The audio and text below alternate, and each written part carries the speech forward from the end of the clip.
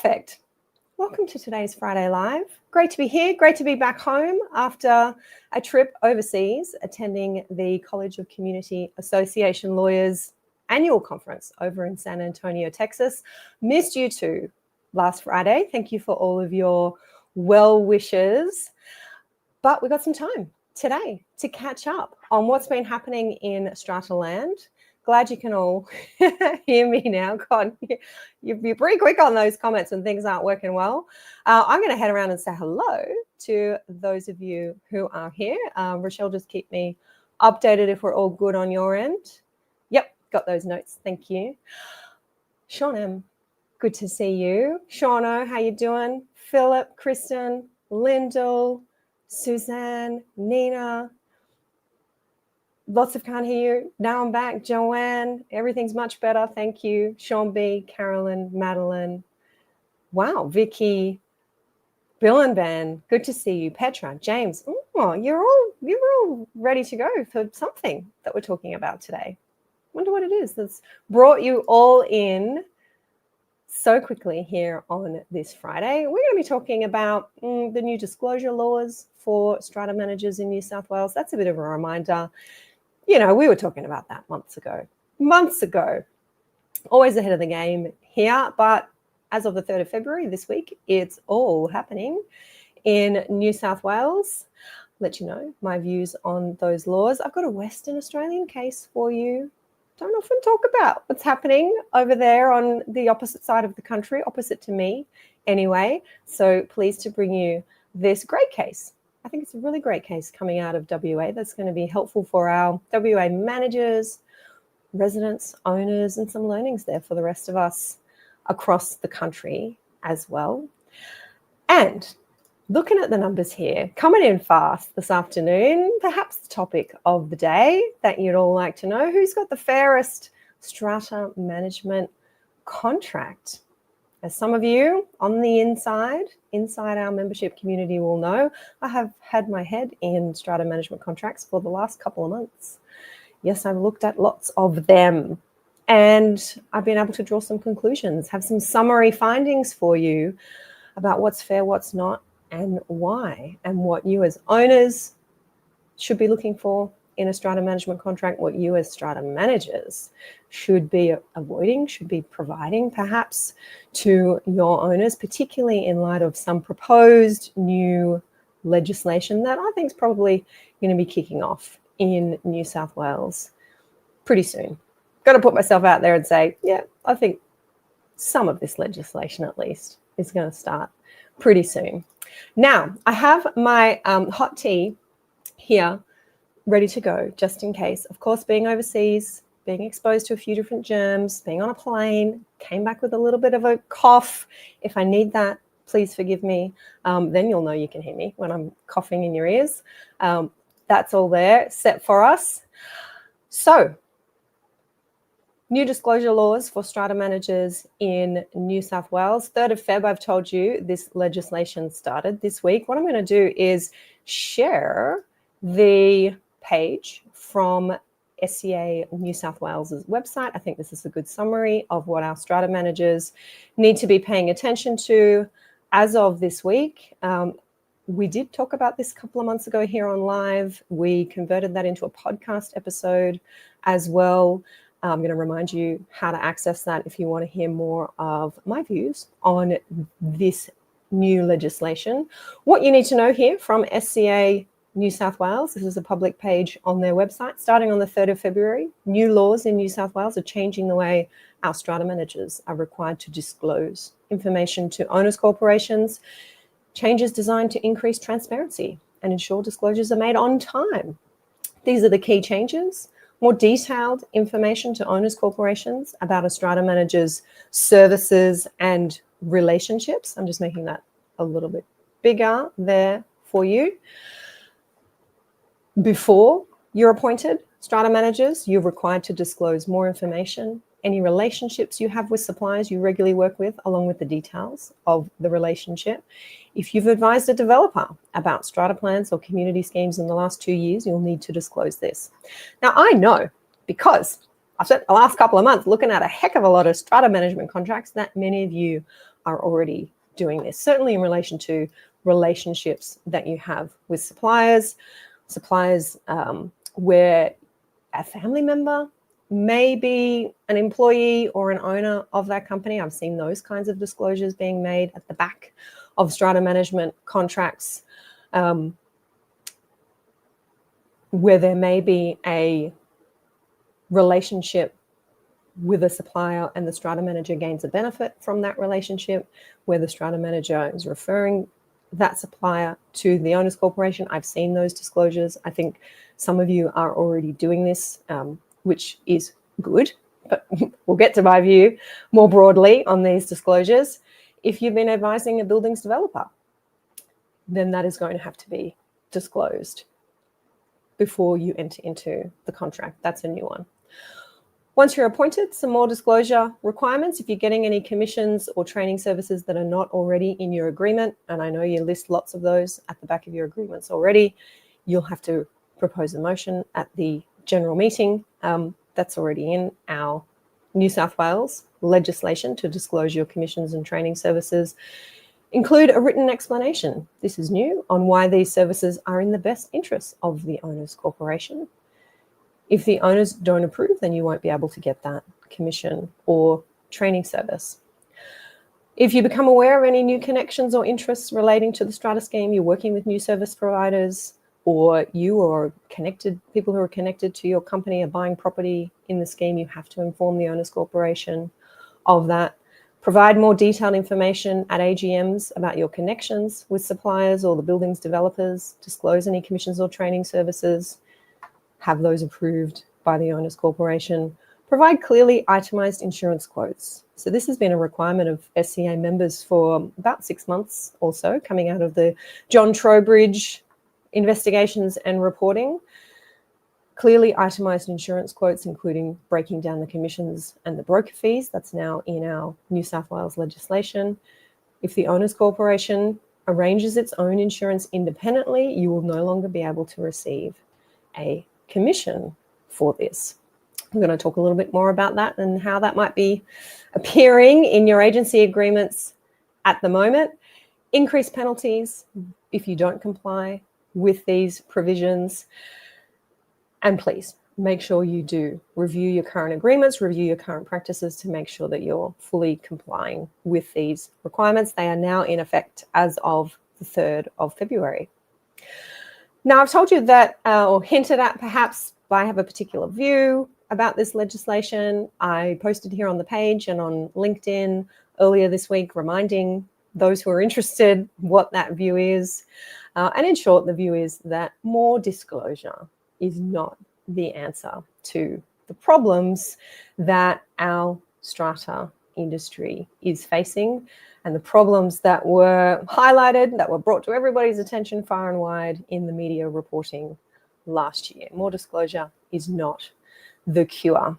All that more disclosure does, giving all of this information, more information now our owners are going to be getting, is confuse people. I think more information that's not going to be read. As I said, a lot of this disclosure is already happening. I've seen your agreements. You're already making these disclosures. In my view, the fact that you are telling your clients that you take commissions, that you receive benefits from third parties, that you have relationships with suppliers, the fact that you tell them about it doesn't make it okay, and doesn't mean that you are not in breach of your fiduciary duties as a strata manager. Lots of talk about this over on LinkedIn. Kathy Sherry, I know, is weighed in on my post there and agreeing with that view. Many other long-standing, well-educated professionals in this space agreeing that this is a bit of a no-brainer. I remain hopeful that this piece of legislation is a step on the path to outright banning those practices. Outright banning insurance commissions, outright banning strata managers benefiting from third-party arrangements and receiving income from people who are not their clients. So you want to hear a little bit more about that view? You want to head back to podcast episode number 429 titled New South Wales Piles More Responsibility onto Strata Owners with its new disclosure laws. We get into deeper discussion on that and sharing your comments from that live chat that we had back in November as well in that podcast episode. Okay, moving along. Hello, Nicole Johnston, who is tuning in. Lee, I'm not sure if I said hello to you, and Chris, Angela, great to see you, Sue and Shana. Shana saying, not the fairest of them all. Yes, we're going to get into what is fair and what is not in our strata management contracts. Good afternoon to you, Wendy. Daryl saying, missed you all terribly last week. Missed you all too, for sure. Okay, we've got links there to the SCA summary of the new New South Wales disclosure laws and our podcast episode number 429. Daryl saying, I think until some consequences are handed down, there will be no serious push for some to do better. Yep, might be right about that, Daryl. And in order for there to be serious consequences, we need a well-resourced regulator, investigators who are armed and dangerous, ready to uncover these practices. Something that I spoke about back in November, looking at these new laws, is this is just more obligations on owners. These disclosures can be made, but what are owners then to do about them? Owners are then aware that these relationships are happening. They may not, because they're not legally trained. They may not, because they're simply not paying attention, be aware of the consequences of your strata manager having a financial relationship with a service provider. They can't see those two steps ahead that I talked about in the podcast chat with Chris Miller a few weeks ago. Whereas a lawyer, we can see, I can see where this might go wrong, where the service provider might slip up, may not provide a great level of service. Whereas an owner, you're looking to your strata manager to be your representative in that situation, to be your advocate, to go into bat for you, as Natalie Fitzgerald has told us strata managers should be doing.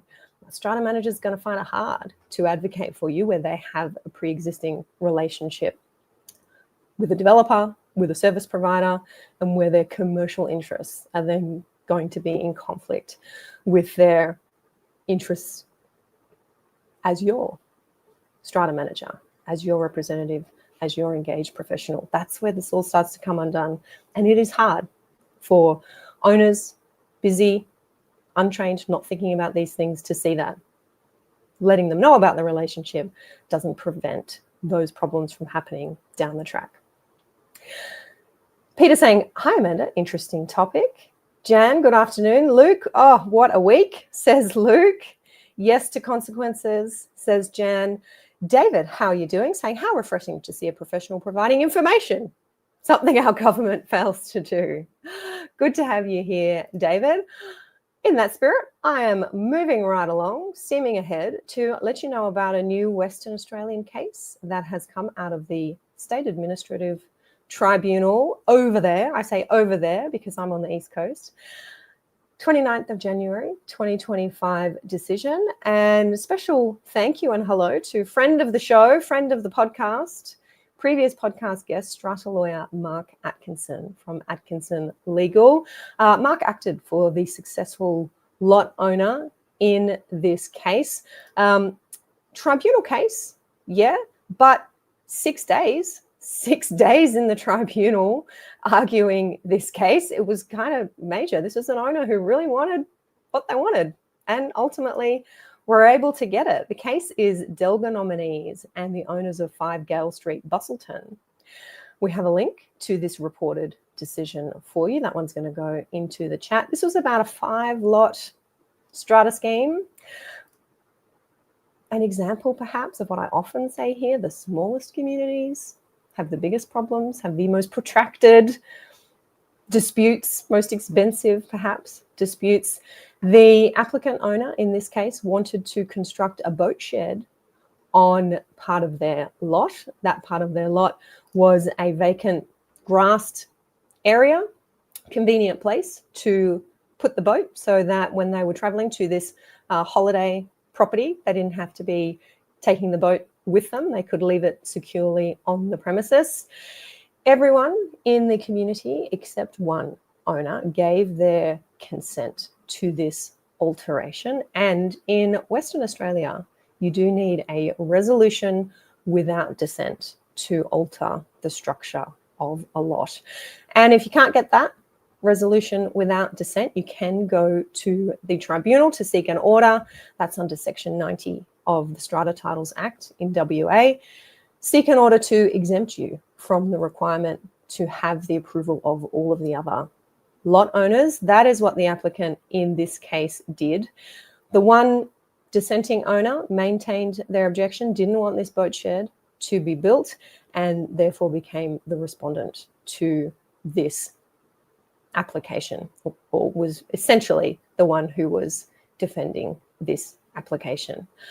6 days, I've told you, 6 days in the tribunal, 8 witnesses giving evidence, including owners, architects, valuers, planners. And I wanted to bring this decision to you. It's perhaps not the most controversial or unique or novel of situations or legal arguments, but this decision contains a really detailed examination of the relevant Western Australian legislation. It's a long decision, but I think it's pretty easy to read. And ultimately, the tribunal member found that the proposed boat shed was reasonable. And the task of the tribunal member was to have regard to the merits of the alteration and the interests of all of the owners of the lots in the use and enjoyment of their lots and the common property. Applying that examination, tribunal member said, yep, I don't think there's a problem with this boat shed, and I'm going to allow it to be constructed, even though there isn't unanimous consent to this.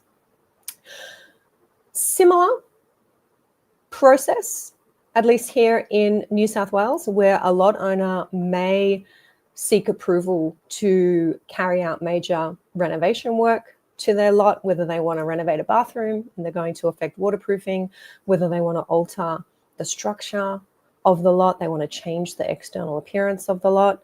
They do need a special resolution at a general meeting in New South Wales. So we don't need that unanimous consent, but we do need that supermajority at a general meeting. And if I can't get that level of approval, then lot owners in New South Wales can also go to the tribunal and seek an order. And what lot owners in New South Wales have to prove is that the Owners Corporation has been unreasonable in refusing to approve their application.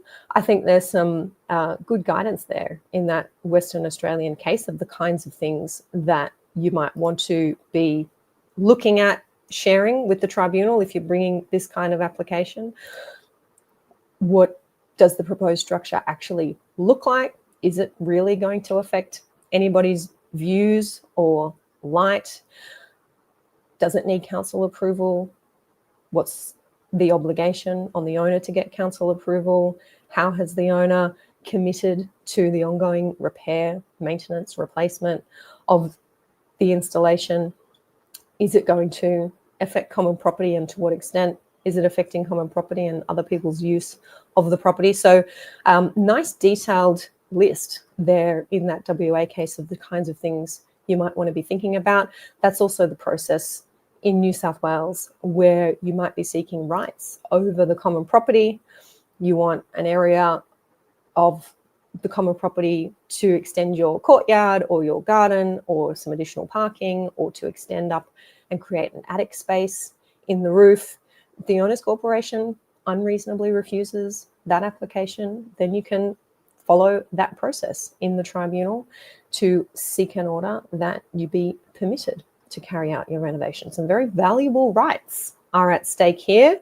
Not sure exactly how valuable the new boat shed was for this Western Australian owner. There was some valuation evidence that certainly wasn't going to take away from the value of other lots, but this owner obviously really wanted their shed and was happy to pay for these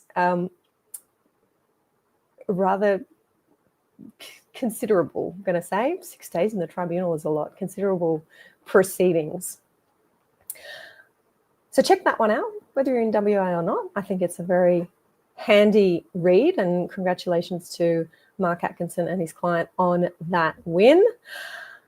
We are going to move in to talking about strata management contracts. Now I've got you all in and settled and audio working. Sydney resident has posted here. I'm just going to dive in and read that out, see where it goes. Hi, Amanda. A couple of thoughts on strata management contracts. Additional disbursements above the agreed monthly instalments must be approved by the owners corporation before payment to the strata manager. That is, they cannot automatically pay themselves. There should be an independent balanced strata management agreement on the Strata Hub. That is the gold standard. There should be a register on the Strata Hub where lists the policies of each strata manager relating to commissions. I can see you're still going there, Sydney resident. Interesting ideas there. I'm going to share with you what I've uncovered. I think we're going to say uncovered. I would love to know if there's another practitioner out there who has had the privilege, I'm going to say privilege, of sitting down with more than 50 different strata management contracts and conducting a reasonably high-level assessment of their content. So how did all of this start? The Strata Schemes Legislation Amendment Bill 2024 was introduced to New South Wales Parliament on the 20th of November 2024. This is the next phase of some significant reform to our strata laws that New South Wales is going through. As soon as this bill came out, we were dissecting it here on live. We hosted a webinar about the changes. And one of the significant proposed, and this is still proposed, this law has not been made, it's still before Parliament, significant proposed changes was to make certain parts of the Australian consumer law applicable to contracts entered into by owners corporations and community associations. Why is that change needed? Well, because at the moment, owners corporations and community associations are not considered consumers under the Australian consumer law. We need a change to our Fair Trading Act. It's proposed as an amendment to our Fair Trading Act to make clear that those types of bodies, corporate, owners corporations, community associations, are expressly covered by particular parts of the Australian consumer law. Which parts? The parts that deal with unfair contract terms and the parts that deal with penalties for unfair contract terms. So the proposal is that if and when this legislation starts, it will be a breach of the Australian consumer law if a service provider is proposing a contract to an owners corporation or a community association that has unfair terms in it, particularly where that contract is in a standard form. A standard form, take it or leave it contract. Ring some bells? Yes. Our strata management contracts are generally presented to owners in a standard template form on a take it or leave it basis. So as part of explaining this proposed new legislation to everybody, hosting a webinar where we went through not just those changes, but lots of different changes that are proposed by this legislation, I offered to the members of the Your Strata Property online membership community, those members who are on an annual subscription inside our membership, I offer to them the opportunity to send me their strata management contracts with my promise to personally review their strata management contracts with particular reference to unfair contract terms in the context of the Australian consumer law.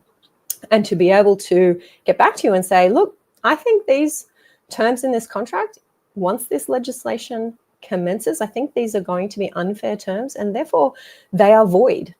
They will be void. It is as if they don't exist, as if they don't operate, if you have these unfair terms in your contract after this legislation commences. In response to that call out, we had, I've said, close to 50 contracts sent through for me to have a look at with reference to unfair terms. And I want to be clear that those contracts came from owners who were sending me their contract with their strata manager, but also from strata managers. We have lots of pro members, strata managers inside our online community, and they cleverly went, hey, heck yeah, we've read what SCA has been saying about we've got to start looking at our contracts, not just in this disclosure context, but keeping in mind these changes that are coming to incorporate the Australian consumer law. We'd love this opportunity, Amanda, for you to cast your eye over our contracts. So hats off to those strata managers who put themselves out there, put themselves on the line. Me looking at their contracts, getting a bit of tough love back. And just in case anyone's holding their breath, it's okay, you can let it out. I'm not going to name anybody. I'm not naming any companies here today, not naming and shaming our individual strata management companies. Don't worry about that. But those of you who did send me your contracts will have heard back from me by now with my individual guidance for you. A couple of you throughout this process asked, why is it necessary to amend legislation to make sure the consumer law applies? I think I might have addressed that earlier, because it's pretty clear right now that it doesn't apply to our owners corporations, our community associations. They're not considered to be consumers. They're not individuals who are contracting with businesses. They kind of got overlooked a bit. And I know groups like the OCN, the Owners Corporation Network, has been pushing for a while to get recognition for our owners corporations, our community associations under the Australian consumer law. So I think that's a great thing that is happening. And in terms of application of this around the country, this is legislation that's proposed for New South Wales to amend our state Fair Trading Act to make this clear that the ACL applies to our communities. If that's not the case already in your state, and I haven't heard from anyone that it is, I don't think it is, then you may expect that other states and territories will follow, which is often the case with our strata legislation across the country. What happens in New South Wales, then eventually, we saw it in Victoria last month with short-term letting legislation now in place there to allow Victorian owners corporations to ban short stays for investor owners. We often see that down the track, that other states and territories will pick up these changes. So even if you're not in New South Wales, it's important to be listening to this message.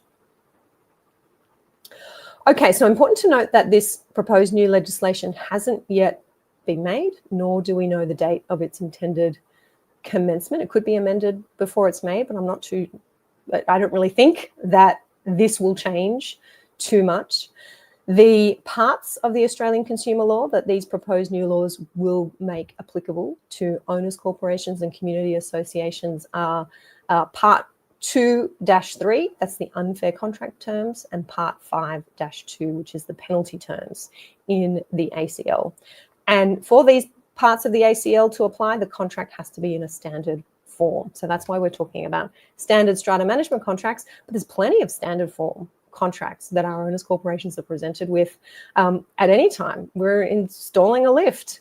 We're doing building work, often large-scale construction projects. There's an Australian standard form contract that is presented to our owners corporations.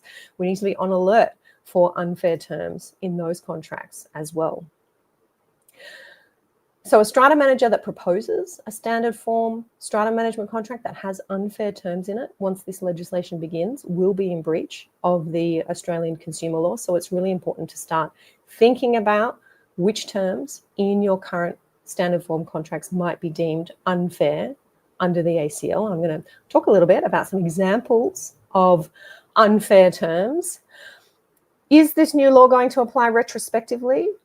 Short answer is no. It's not going to apply to your existing contracts. It's only going to apply to contracts that are entered into after the date of the commencement of the new law. So most of your strata management contracts will be a maximum 3-year term. So your old unfair contracts will be allowed to run their term. And then when you enter into that new contract, either with a new client or an existing client renewing their contract, you need to make sure that those unfair terms are gone. It will apply to any amendments that you're making to existing contracts. And as I said, it will apply to any renewals of existing contracts that happen after the start date of this new law. And I can assure you, I will be letting you know when this new law is commencing. As soon as I know, or as soon as you hear, let me know. That's how this village works, and we stay on top of things. We keep each other informed. Okay. So I am going to share some of my summary notes here on what I found when I sat down over a couple of months, took a couple of months to work through these contracts, what I found, and part of what I've shared with our members who generously agreed to share with me. Just get these screens moving on my end and we'll be able to share. All right. So let's start with the standard SCA template contracts, because that was probably 80%, 85% of the contracts that I received to have a look at. SCA produces a standard form template, has different editions of that template over various years. I looked at quite a few editions, 2016, 2017, 2024 versions of SCA template contracts. And these terms were included in pretty much every one of them. The most glaring one, if an owner's corporation arranges its own insurance, so the agent does not get an insurance commission, the agent may increase the agreed services fee by an amount equivalent to the commission the agent would have received had the agent arranged the insurance cover. So this is in contracts where the owner's corporation has agreed that the agent should receive insurance commissions. If it later turns out that the agent doesn't end up organizing the insurance and the owner's corporation does, then the agent can get the equivalent of the commission anyway. They essentially can automatically increase their fee to cover that lost commission. Looking at the terms of the Australian consumer law, I say a term like that is unfair. Why? Because it permits one party to vary the upfront price payable under the contract without giving the other party the right to terminate. The ACL has examples of unfair terms, and that is one of them, where one party can vary the upfront price and the other party doesn't have the right to terminate, then that's going to be considered unfair. Now, we just saw earlier that these new disclosure laws on SCA's summary are going to prevent the agent from taking a commission where the owner's corporation arranges the insurance. Haven't gone in to see exactly the provision in the new law that covers that, but if that is the case, then already this term, a term like this, is going to be illegal, if not under the Australian consumer law, then under the new laws that have commenced today. Most of the contracts I looked at had this term in them. It's a very, very common term, and it's a term that was publicly criticised in the media a few months ago by Bronwyn Weir, that where an owner's corporation is arranging its own insurance, the strata manager still gets remunerated for that job. That on its face is unfair. What was another term in the standard SCA contracts? A term about how we divorce, how we get out of the contract, a termination provision. The agent can terminate the contract with immediate effect if the owner's corporation fails to comply with the law or provide adequate instructions or prevents the agent from carrying out its obligations under the contract. You know what? That's fair enough. It's fair enough that the agent may be able to terminate the contract in those circumstances, but does the reverse apply, or does the owner's corporation have a reciprocal right to do the same? In the contracts I saw, no. The agent had the right to terminate on these grounds, but the owner's corporation did not have a similar right to terminate where the agent fails to comply with the law or prevents the owner's corporation from carrying out its functions. The Australian consumer law tells us that this is a term that permits one party, but not the other, to terminate the contract, where there's no reciprocal right for the owner's corporation to terminate where the agent is failing to comply with the law. And I've got to tell you guys, this is what I hear from you as owners. You're saying, Amanda, okay, we have to do everything right, but what about where our agent is not doing everything right? You know, where's our easy ride under the contract? Why do we have to go to the tribunal to fight for the termination of our contract? If you've got this clause in there, and lots of you using the SCA standard template have this clause in your contract, that in my view is an unfair term. It's not unfair because it exists, because it's there. It's unfair because the owner's corporation doesn't have that reciprocal, that same right to terminate where the agent is not complying with the law. Let's just be fair. That's what this is all about. If you've got a certain right, a particular right to terminate agents, then the owners should have the same right.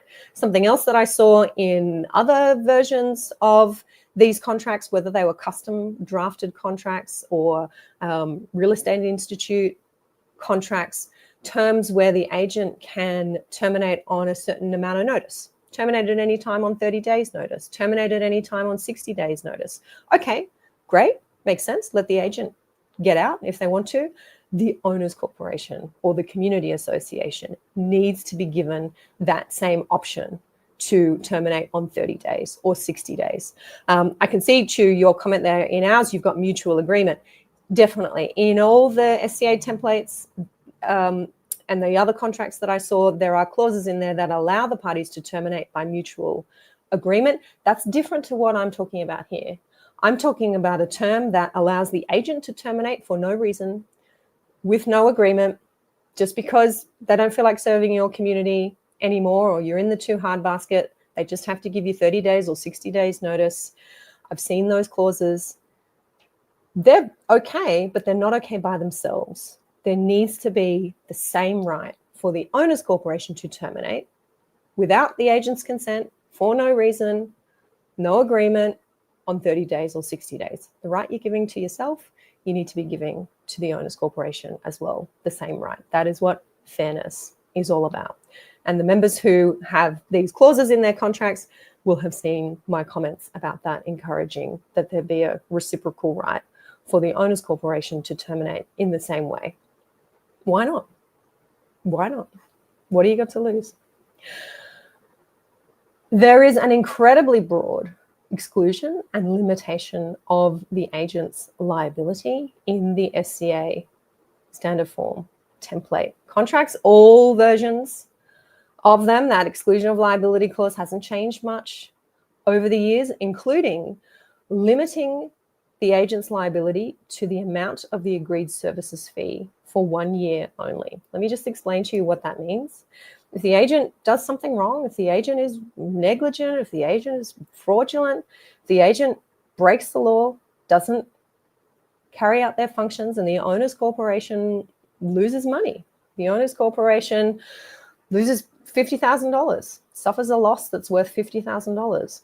What the SCA template contract says is, even if you've lost $50,000, you can only sue us for the amount of your agreed services fee for 1 year.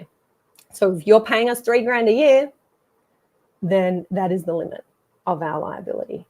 That is just unfair on its face. Limiting the owners corporation's right to sue for a period of 2 years from the date of the relevant act or omission, that limitation of liability is unfair. I acknowledge that in these contract terms, there is a clause that says this clause applies to the extent permitted by law. So if this clause was to be litigated, if you had an owners corporation with some energy, with some time, with some money to say, hang on, no, Australian consumer law, when it applies, Australian consumer law applies and says that you can't limit our rights in this way.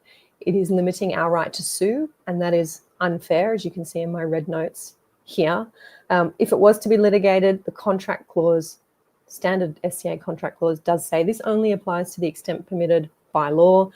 If you're putting clauses in contracts that you know are illegal because they're unfair, you know are going to be void because they are a bit ridiculous, which I have to say, these kinds of limitations on liability are, why put them in there? Why put them in there? This is another aspect of the standard form contracts that was highlighted by Bronwyn Weir in her discussions with the media a couple of months ago. These kinds of ridiculous limitations on liability, and they're in all your contracts, guys. They are in all of your standard SCA contracts, and it's a bit gross, I have to say. This is the kind of stuff that is going to be void once we have this legislation that clearly makes the ACL applicable to our owners corporations.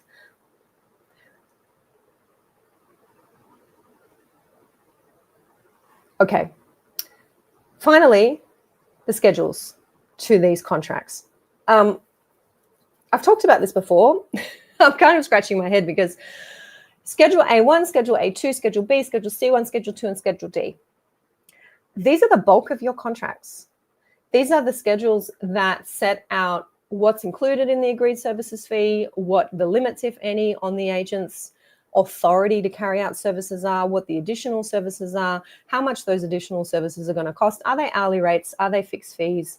Are they at cost? And then Schedule D is your disclosure schedule. These are all the commissions that we get. These are all the people who we have relationships with. And here is the teeny tiny font that tells you about all of our related party companies that we may or may not use and may or may not get financial benefits from.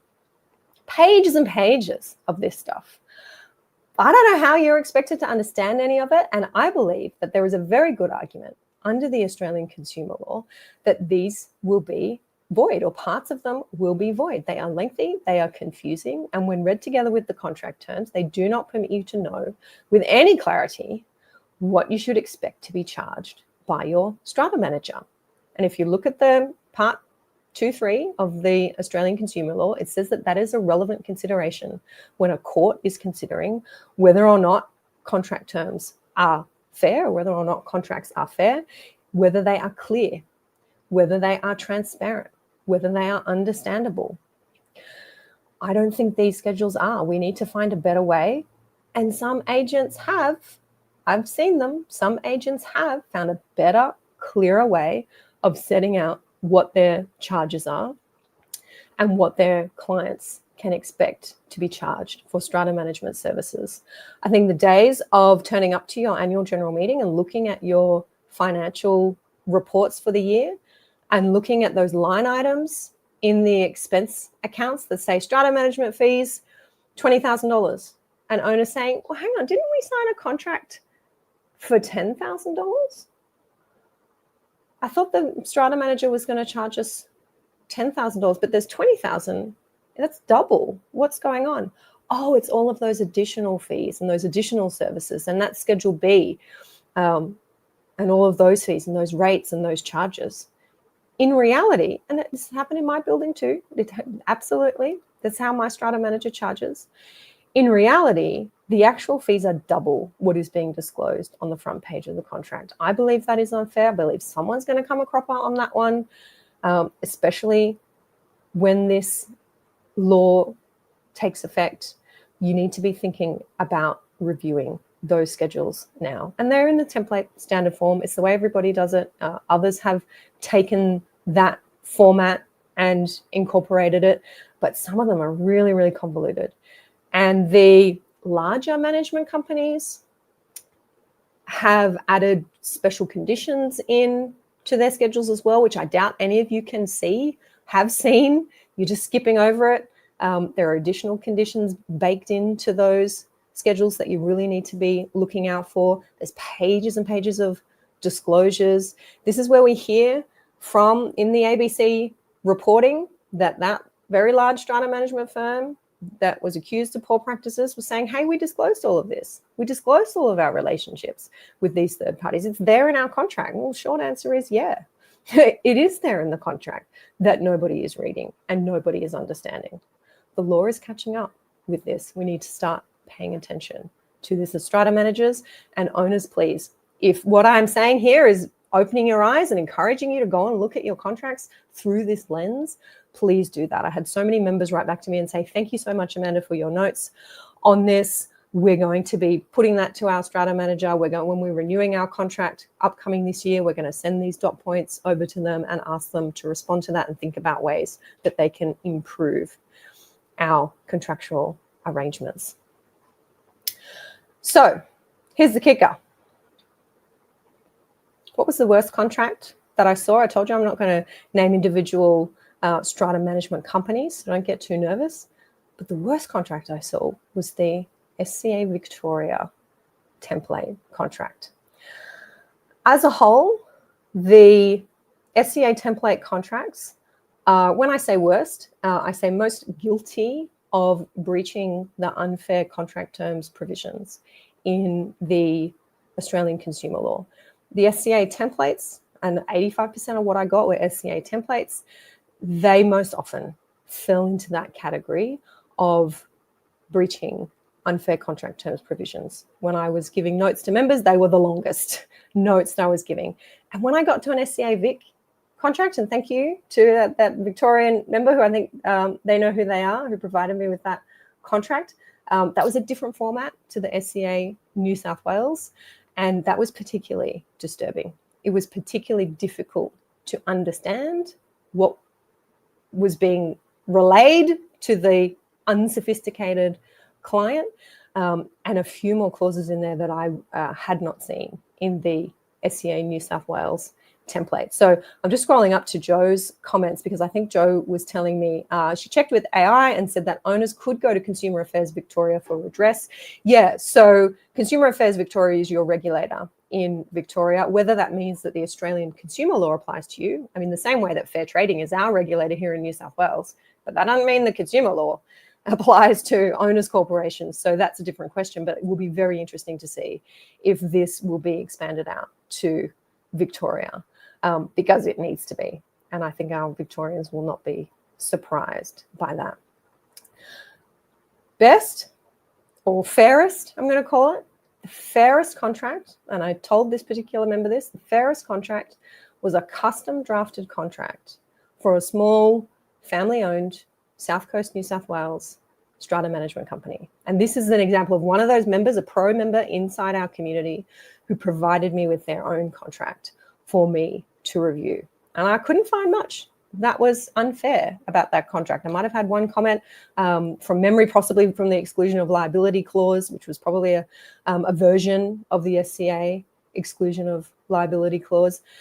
But in the 15% of contracts that I got that were what I call bespoke drafted or custom drafted, they were not using an industry standard template. They were far and away the fairer contracts. They didn't suffer from the problems that I've highlighted in this earlier page here.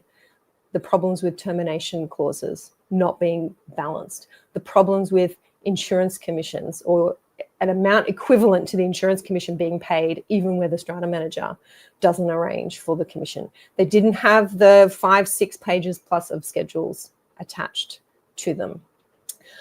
They were from the smaller management companies who had spent the time, it looked to me like, getting specific advice from a contract lawyer, possibly from a strata lawyer, to have their contracts drafted up outside of the template. And, you know, it makes me wonder whether once you step out of strata land, and I said this in podcast episode 429, like, it's kind of bizarre. We're all in the twilight zone here, that we think this stuff is normal and we think these unfair terms are okay because we've had industry bodies for years and years produce them, roll them out. I'm giving instructions to strata lawyers, I suppose, who are drafting these terms that protect strata managers. And because we're dealing with bodies corporate, with lots of busy owners, busy members, don't understand, not reading, no one's calling it out. But when you step outside of strata land and you go to a contract lawyer or you go to a lawyer and give them instructions, hey, I just want a fair contract and I want something that's different from the template, you end up with a fair contract, the fairest contracts that I have seen in my review of these almost 50 strata management contracts from a couple of jurisdictions, well, a few jurisdictions. I think we covered New South Wales, Victoria, the ACT, and Queensland were the members who sent me their contracts. So what are the takeaways here? What's the upshot here? Well, I think the pretty clear lesson, at least in my mind, and that I want to relate, is beware the industry template contracts. I really hope, and I have heard a murmur about this, and the SCA members here might tell me, I am not an SCA member. I don't have access to your current templates. But at least in New South Wales, I think there has been or is a review happening this year, particularly with these ACL laws in mind. I'm hoping that's going to improve some, if not all, of these items that I've highlighted. There's probably a few other items there as well that I haven't summarized here, but I've relayed to our members, and maybe you'll be able to take that up if you are, well, I hope if you're using the SCA template, you are an SCA member. And owners, just because your Strata manager is a member of SCA, and the REI template is a little better. It's not completely free of problems, but it is better on my view from the SCA template. But just because your manager is a member of SCA or an industry body doesn't mean that they have a better contract. They certainly don't have a fairer contract. In my experience, it actually means the exact opposite. Those companies that have gone to the effort of having their own contracts prepared, paying a lawyer, maybe they're not members of the SCA. From what I've seen, it means that they have, in the main, fairer contracts. They've thought a little bit harder about it. They've maybe got some advice from somebody who is not blinded by Strata land, and there's nothing wrong, in the main, with those contracts that I saw from those companies that have had that custom drafting.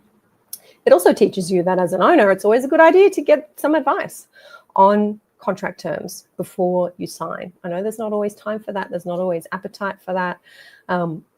But I don't think it's a good idea. Now that I've had a good look, I don't think it's a good idea to be saying, oh, it's fine, it's an SCA standard contract.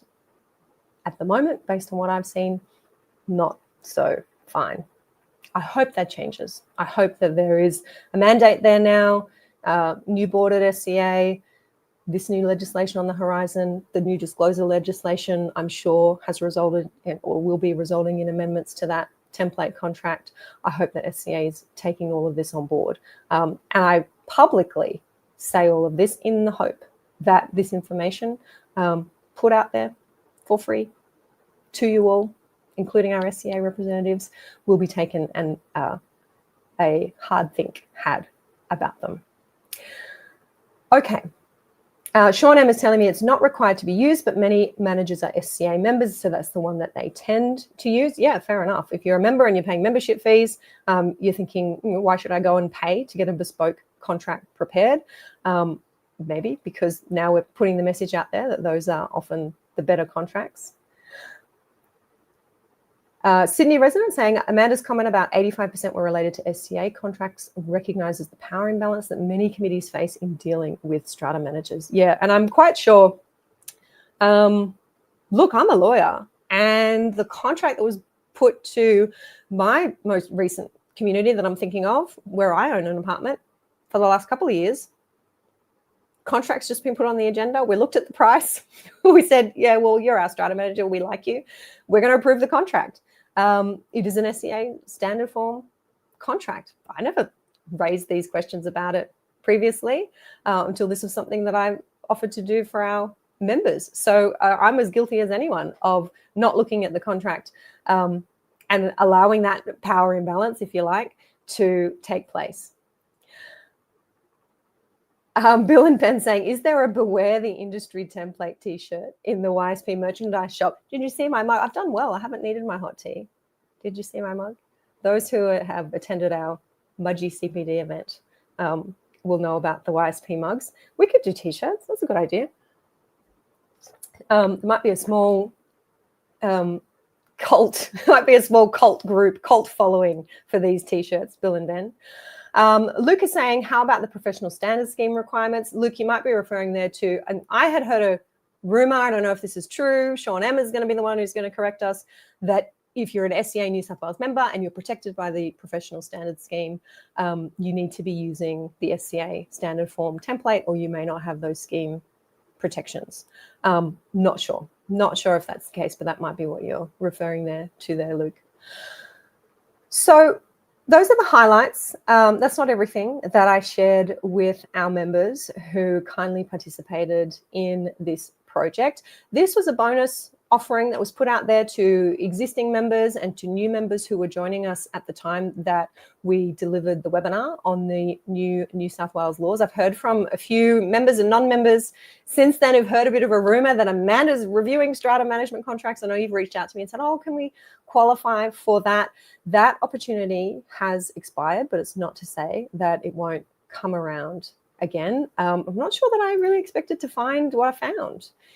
through that process. There were some of those contracts I was reading that really left me feeling a little bit ill, and getting a better understanding of what it is that you guys are faced with from the very beginning, and the lack of choice that you have when I saw so many contracts with these problems. These types of bonus opportunities to get resources, to get guidance, to access masterclasses, to access my one-on-one reviews are made available to the members inside our online membership community regularly. Whenever I'm hosting a public education event, a platform webinar on a large stage, our members will know that there's always bonuses that go out to you. So it's a really good idea before that happens to be with us on the inside. If you're hearing me talk about membership and you're not quite sure what that's all about, you want to head over to stratamembership.com. That's the place to go to find out what we have on offer and to join us today. That's all I got for you. Many thanks for the many of you, those eyeballs I see tuning in live. If you're catching the replay, special hello to you as well. Some pretty valuable stuff, I think, in here today. If you have enjoyed it, if you have found it useful, feel free to give us a thumbs up there on Facebook, on LinkedIn, on YouTube. Give us a love heart. That helps these platforms reach more people with this important information. You can share this video to your networks, to your pages, to your community groups as well. I am here most Fridays. If I'm not in another time zone, I was snoozing, I think. By the time it was Friday live time last Friday, I'm here most Fridays with a chat like this one. I will be here next Friday, probably around the same time. I will try for a short chat. I may be on the road again. Yes, only a quick stop home this time. I am actually next weekend going to be heading off to New Zealand.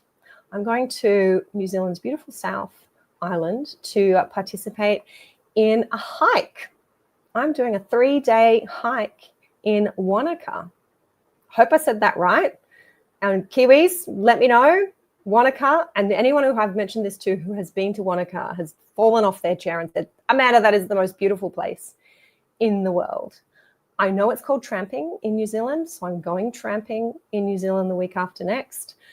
After our Friday live, I'll be getting on the plane the next day. I have been doing a bit of training for this hike. It's not something that I have done before. I'm hiking with a group of other women business owners. We've been doing lots of hours on the trails to get ready for this hike. And maybe I can bring you some of that scenery. There's lots of lessons for business, I have to say, in hiking, in the preparation, in the training, in the commitment, in the loneliness on the trail, in the teamwork, in having the right support, in having the right equipment, in learning something new. Lots. And I'm hoping that I can crystallize some of those lessons for you and bring them to you from NZ, perhaps. So next week, I'll be on the road, on the way. I hope to pop in and perhaps answer some Strata questions in an Ask Amanda Now session next Friday. And then I'll possibly see you from New Zealand the next week. That's all from me. Have a fabulous weekend in Strata, everybody. Stay cool. It's hot out there in various parts. I'll look forward to catching up with you next time. Bye for now.